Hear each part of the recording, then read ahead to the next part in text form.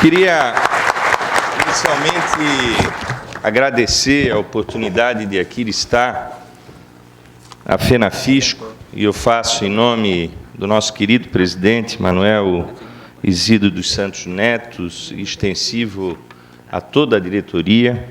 Queria cumprimentar e dizer da honra de estar nesta mesa, coordenada pelo companheiro, amigo Charles, cumprimentar o Ricardo Bertolini, que é presidente do Sindifisco do Mato Grosso, cumprimentar o Francisco Assis, que é diretor também do Sindate do Mato Grosso.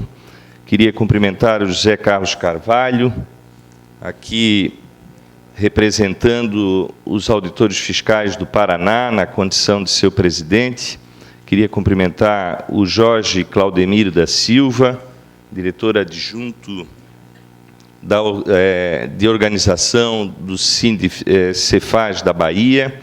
Cumprimentar o Antônio Carlos de Freitas Catete, presidente do Sindifisco do Paraná, e dizer da honra de compartilhar este debate com o doutor José Barroso Tostes Neto, dos quais eu acho que até dispensaria a minha fala de conteúdo, porque vejo a boa tradução de forma muito detalhada que trouxe da explicação acerca da PEC 186. Eu queria cumprimentar todos vocês, os auditores, auditoras, a família dos auditores que participam desta FENAFISCO, e eu faço em nome do Eduardo Lobo, que está lá atrás, que me salvou ontem me emprestando o seu paletó, para que eu pudesse estar lá em cima no palanque junto com as ilustres autoridades que prestigiaram este prestigiado evento, como de estilo tem sido, em que reúne o fisco brasileiro através da nossa FENAFISCO. As minhas palavras aqui para todos vocês, elas são de otimismo. Eu aprendi um pouco da literatura, daquilo que li, daquilo que a vida me permitiu estudar, e eu tenho um problema, quanto mais de procurar na sabedoria acumulada da humanidade, portanto, eu sou um leitor compulsivo, mas tem algo nesta literatura, principalmente dos clássicos, que me deram uma lição muito simples na vida, que é o otimismo. E esta lição foi trazida por Voltaire, que escreveu uma pequena novela chamada Cândido Otimismo, cujo personagem passa por momentos de profundas adversidades na vida, mas ele, a cada adversidade, a cada lambada, a cada tombo, ele se encoraja para os desafios seguintes. Eu acho que, embora isso sendo óbvio, mas nós precisamos dizer isso para nós mesmos, nesse momento em que aqui reunimos um segmento de tamanha importância para o nosso país, pelo nível que ele atingiu através do exercício da cidadania e do movimento sindical criado por vocês. Nós não estamos aqui, ou chegamos aqui, na Bahia, nessa tarde, do nada. As coisas não acontecem assim na vida.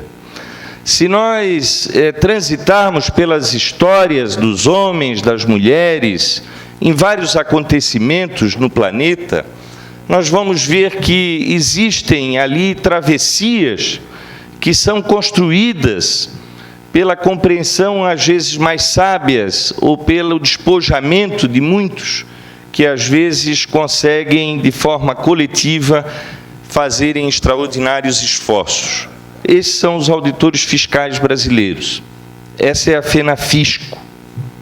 Eu quero dizer para vocês que eu estou aqui com o testemunho de ser um dos 513 parlamentares brasileiros que convivo nos últimos 40 anos com os movimentos sociais do nosso país, os movimentos que nos permitiram construir a democracia, com aquilo que há de mais forte na organização do povo brasileiro, que acontece na capital do nosso país, nas interlocuções diretas, principalmente com o Congresso Nacional. Eu falo de entidades como a Central Única dos Trabalhadores, a Força Sindical, a CNI, poderosa CNI, Confederação Nacional da Indústria.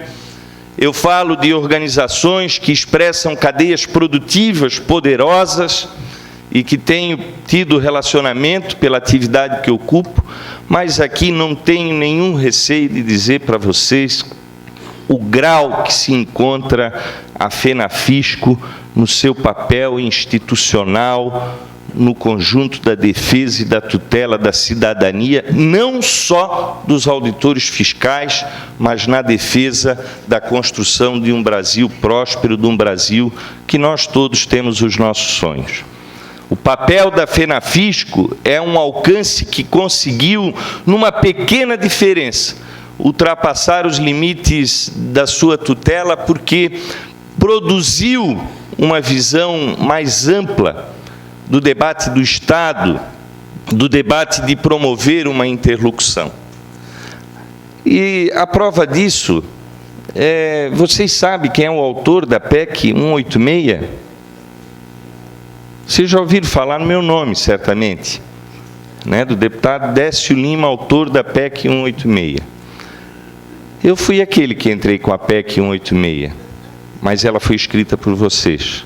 Foi escrita pela FENAFISCO, pelos auditores fiscais, foi uma contribuição do presidente Fabiano, lá do meu estado, que se dedicou ali apurando também o seu largo conhecimento do direito e que escreveu essas linhas que quer construir a autonomia do fisco no nosso Brasil. Eu quero dizer para vocês que eu também estou aqui, e aqui eu desafio, pena que o ex-governador Rigoto já foi, mas eu queria desafiá-lo porque eu, no mínimo, estou empatado com ele, Emanuel. Na minha presença sempre nos CONAFISCOS e nos momentos do nosso FENAFISCO. E eu tenho muita honra de poder estar aqui, porque em vocês estão as digitais do meu mandato.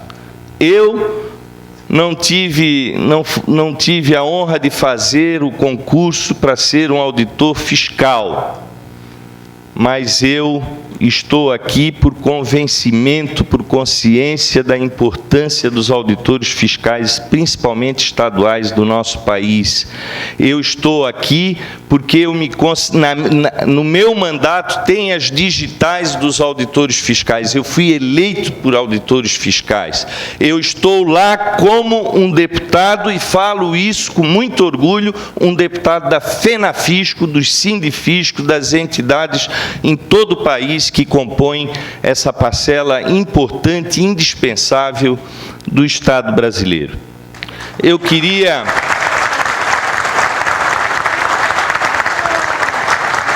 queria também dizer para todos vocês, antes de entrar propriamente no debate da nossa PEC 186, de que vocês e nós não somos pouca coisa. É preciso fazer esta preliminar aqui, neste momento que nós realizamos essa FENAFISCO. Nós não somos pouca coisa. E eu tenho certeza que esses dias aqui vão trazer para o conjunto representativo dos presentes nesta FENAFISCO um processo de tonificação, de criação de uma utopia para que a gente ali fora possa continuar lutando pela melhoria da administração tributária, da estrutura do Estado brasileiro e do nosso país. A PEC 186, ela não é apenas,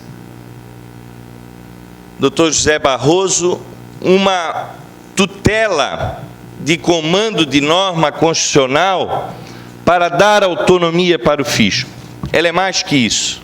ela é a porta de entrada para que nós possamos efetivamente iniciar um processo profundo de reforma do Estado brasileiro, que é arcaico, velho, que é um Estado que não tem uma linguagem com os momentos da modernidade e dos alcances que o Brasil alcançou e que o mundo hoje todo vive.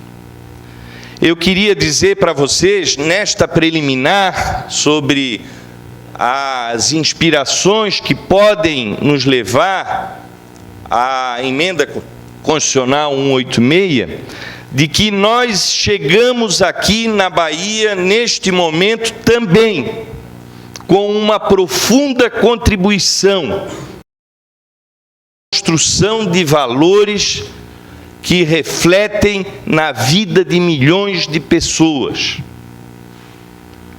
para além das pluralidades que nós possamos pertencer, para além dos partidos políticos que nós possamos nos apaixonar em determinado momento das nossas vidas, para além do movimento sindical e da expressão que vocês representam, mas como conteúdo vivo, irrefutável, de uma geração de homens e brasileiros que somos, de alguns já de cabelinhos brancos, outros se inspirando nos resultados desta caminhada, que se permitiu fazer com que o nosso país, neste momento, como disse que não ia ser pessimista, porque sou otimista, neste momento, com todas as dificuldades que possam ser noticiadas, com todas as notícias que podem nos entristecer, mas somos essa geração que permitimos construir e alavancar um país num período de 10 anos, e com a presença da FENAFISCO, dos sindifiscos, de todos os brasileiros, dos que governam e dos que fazem oposição, e que nos permitiu sairmos da 14ª economia do país, que éramos há 10, 11 anos atrás, para sermos hoje a 7ª economia, cujos os indicativos nos próximos 4 anos nos colocam para ser a 5ª economia do planeta, onde haverão apenas 4 países com o PIB maior que o produzido pelo povo brasileiro. Isso não é pouca coisa. Nós somos essa geração que se permitiu tirar este país do mapa da fome e da miséria, que sempre ali tivemos na inscrição nas paredes que nos envergonhavam no mundo todo e nos anais. Nós somos aqueles que alcançamos fazer com que quase 40 milhões de pessoas saíssem da pobreza e da miséria.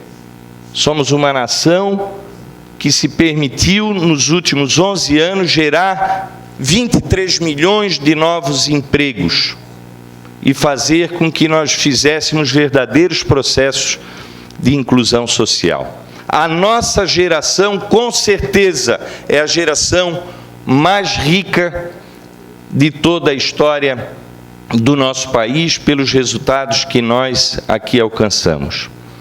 E eu acho que, por isso, a FENAFISCO tem um papel extraordinário na construção de uma agenda provocativa, dentro daquilo que ela tem e pode exercer um conjunto de influências, para que nos próximos períodos nós possamos, sem dúvida nenhuma, e acredito, fazer uma verdadeira, como se diz na palavra popular, sacudida, principalmente nas autoridades públicas, na própria sociedade e nas instituições, oferecendo uma alternativa de construção de um modelo de Estado diferente e um modelo de Estado que possa tutelar, com a certeza, pelos valores aqui já colocados pelo Dr. José Barroso, colocar este país em linha absoluta de credibilidade. Eu quero também dizer para vocês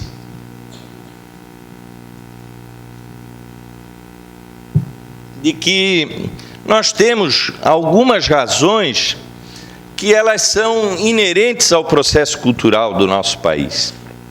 E nós temos que ter o entendimento, porque mesmo quando se coloca, doutor José Barroso, o tempo de tramitação desta emenda constitucional na Câmara dos Deputados, nós não podemos esmorecer pelo vigor poderoso da ideia e do seu conteúdo. Para vocês terem uma ideia, o Brasil tem um modelo de Estado que ele é um modelo diferente em vários aspectos. Primeiro, que o Brasil não fez revolução. O Brasil não teve aqui revoluções como em outras nações do mundo.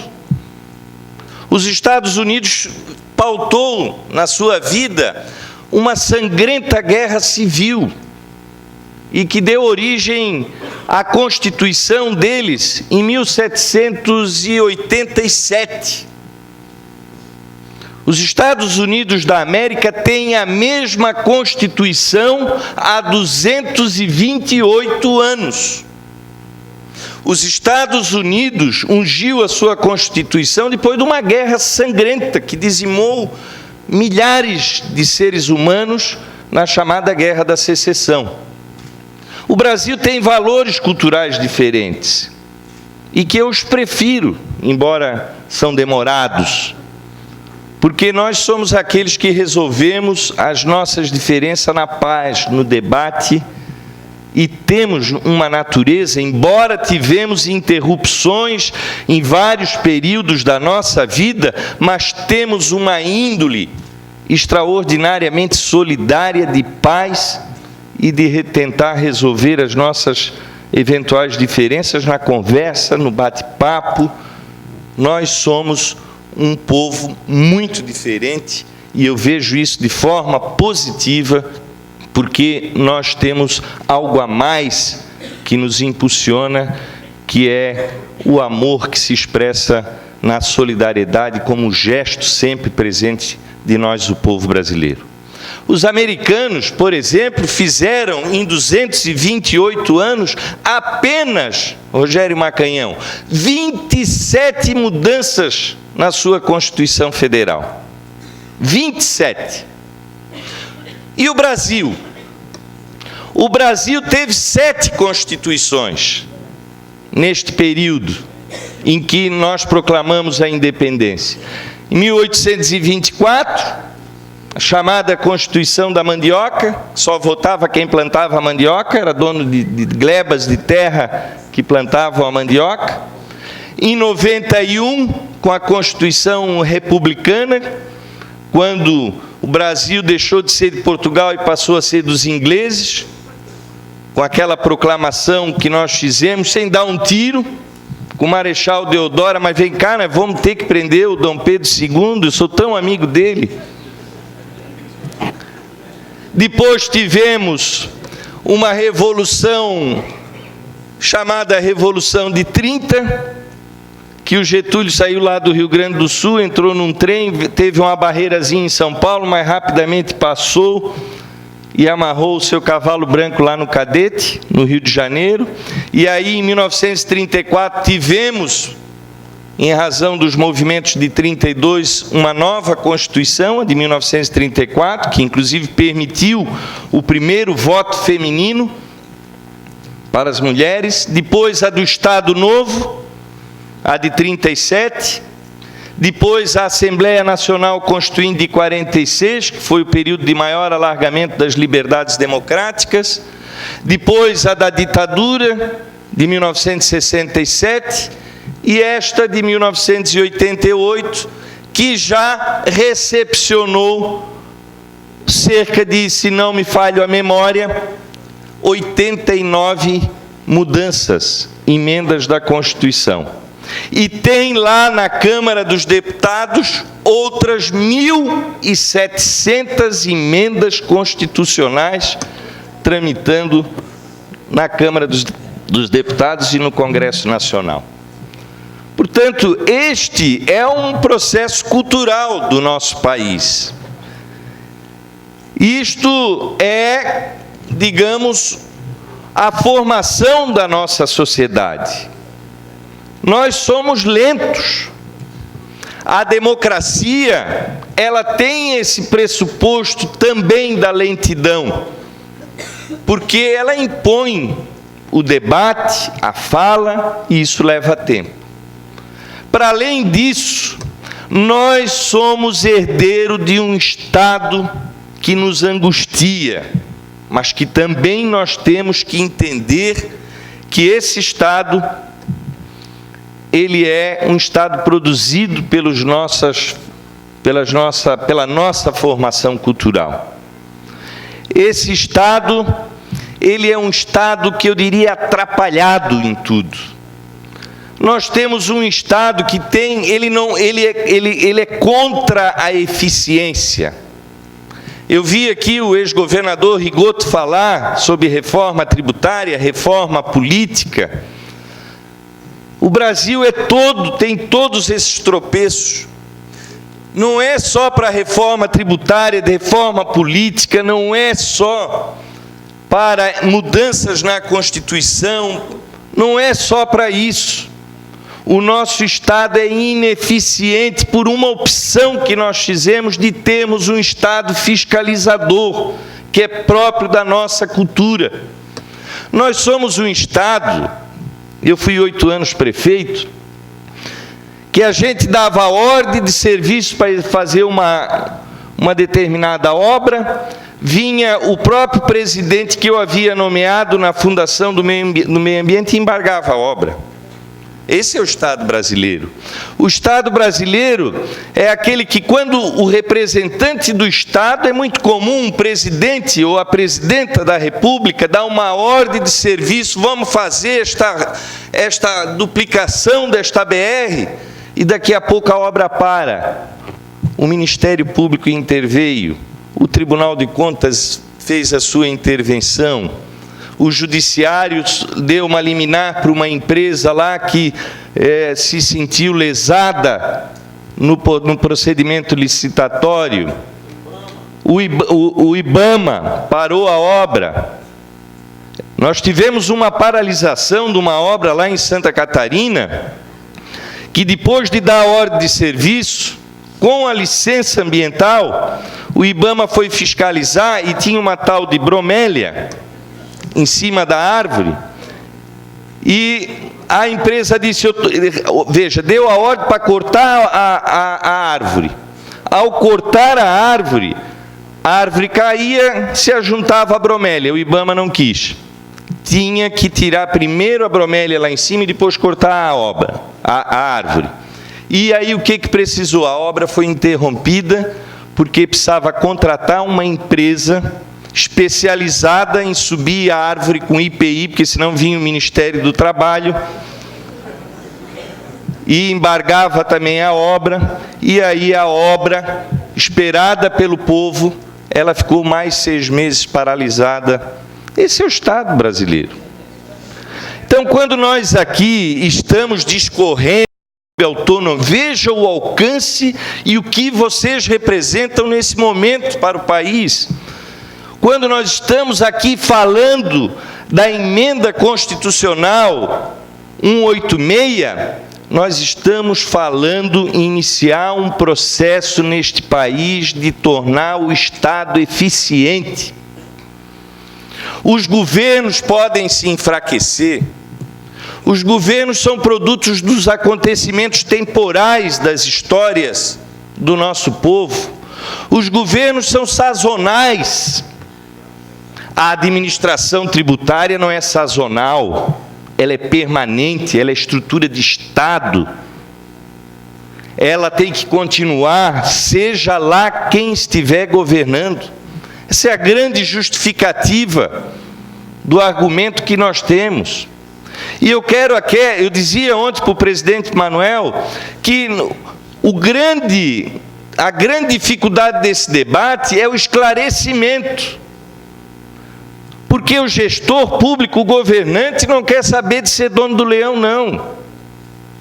Aquele que morde, aquele que fiscaliza, aquele que multa, aquele que combate a sonegação.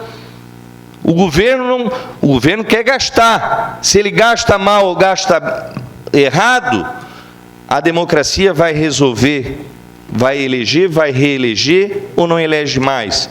Agora, a arrecadação é uma estrutura de Estado, ela tem que ser uma estrutura de Estado, autônoma, independente, produtora do resultado arrecadativo, e para que permitir que as ideologias consagradas nas liberdades democráticas possam fazer os encaminhamentos do gasto dos recursos. O governo cabe decidir se ele quer usar aquele dinheiro para dar para banqueiro ou se ele quer usar o dinheiro para fazer Bolsa Família e tirar gente da miséria e da pobreza. Essa é uma atividade fora da questão da autonomia e da receita. Por isso nós temos que demarcar este campo também neste nosso processo de luta. Eu queria dizer para os companheiros de que nós poderíamos fazer uma produção de iniciativa nesse país com relação, e quero propor isso, com relação à PEC 186 e o seu debate. Aqui já foi explicado. A PEC 186, a moça veio me dizer que eu tenho mais 30 minutos, né? Olha, eu quase não enxergo direito, mas é 5 minutos que ela veio me dar e eu vou cumprir. A PEC 186, ela é, pela sua natureza, uma norma congente. O que é essa palavra difícil de norma congente? Ela aprovada, automaticamente, os estados e os municípios têm que aplicá-la. Então, ela é uma norma.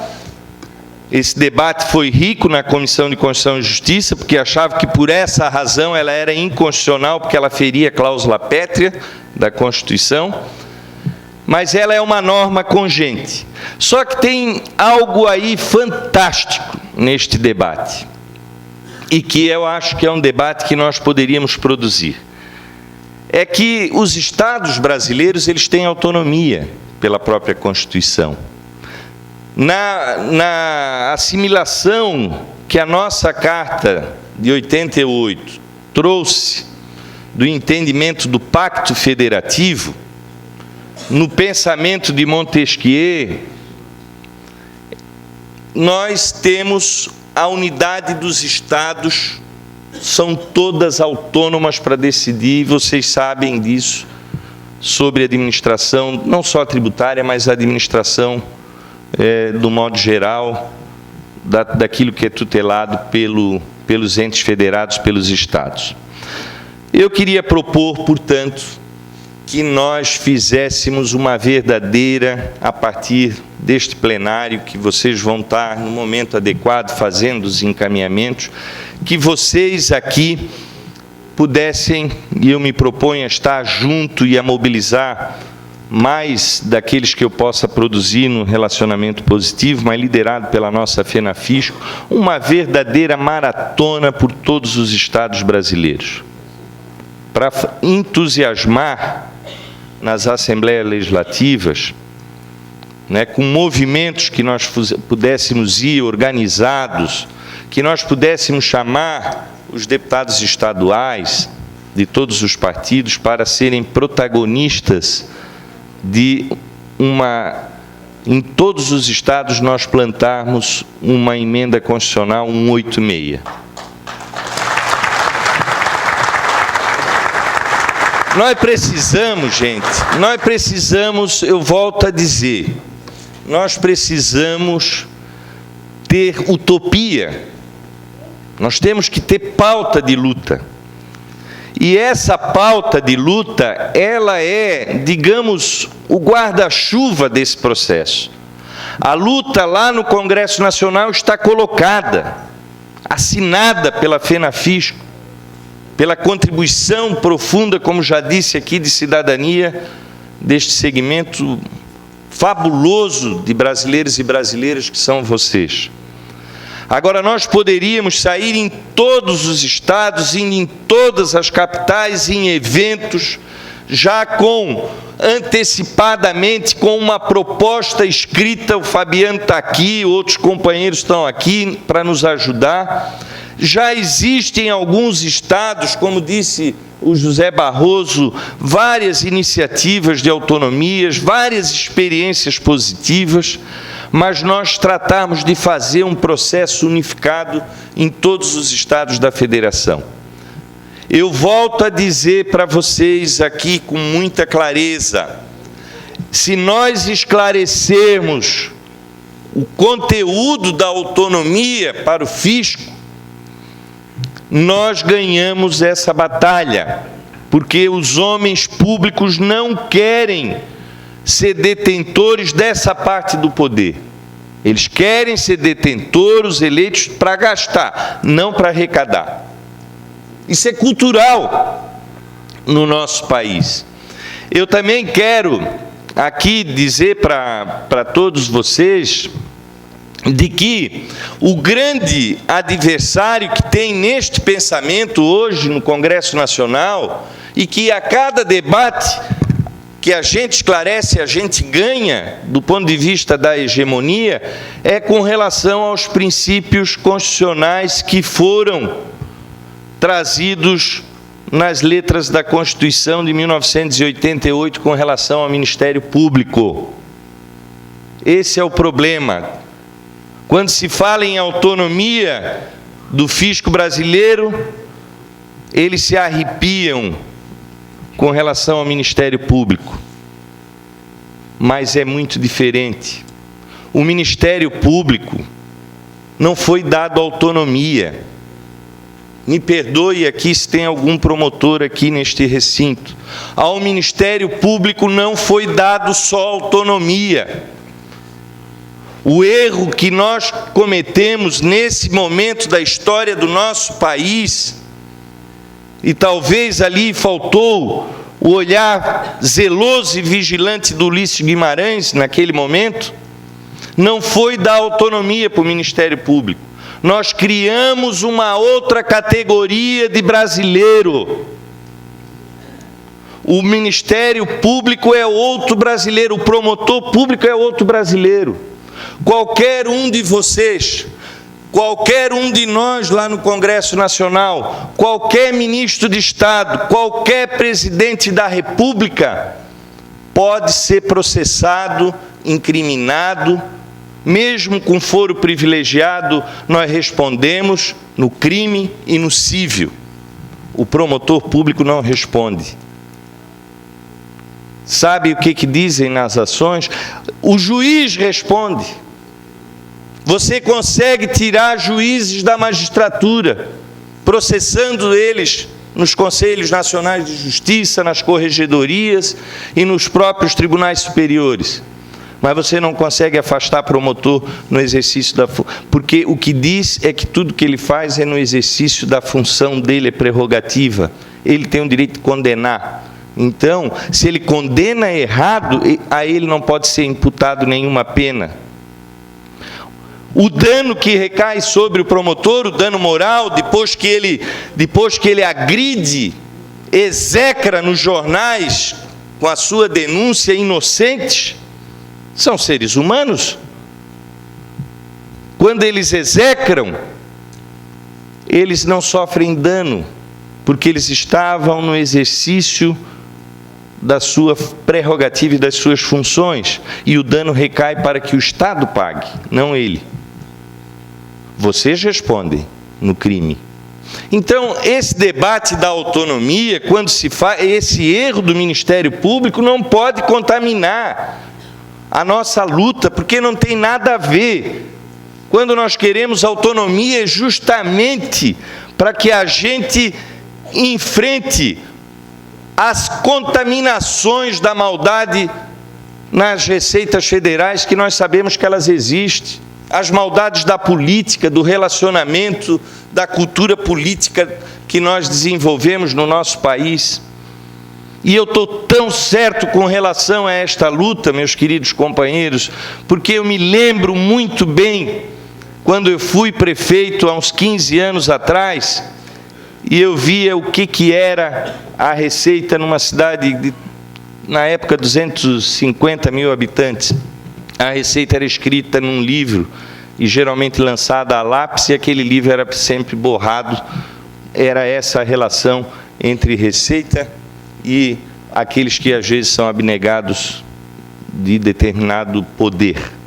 Portanto, é isso que nós queremos afastar. Nós queremos credibilidade para o fisco brasileiro, eficiência, queremos uma receita que valorize, padronize toda esta atividade que é fundamental. Todos esses resultados, concluo dizendo isso, de um Brasil que se permitiu incluir, de um Brasil que se permitiu ser muito melhor, de nós estarmos vivendo hoje um marco regulatório da nossa história. Dizer para nós aqui hoje que nós somos um país que não é mais submetido ao Fundo Monetário Internacional, que não somos mais um país que estamos no mapa da fome, que somos um país que tiramos 15 milhões de pessoas da escuridão absoluta. Vocês sabiam que no mundo dos 7 bilhões de habitantes, 1 bilhão e 300 milhões vivem na escuridão, nunca viram um bocal de luz? E aqui no Brasil, nós chegamos a patamares de 0,4% que ainda não tem luz, que são os índios, quilombolas e algumas comunidades distantes. Se nós alcançamos isso, é o trabalho eficiente promovido nesta relação pelo fisco brasileiro, principalmente pelos estados brasileiros, os nossos auditores fiscais, que são vocês. Por isso aqui também, na condição de deputado federal, eu quero agradecer a este trabalho maravilhoso que vocês realizam pelo nosso país. Muito obrigado.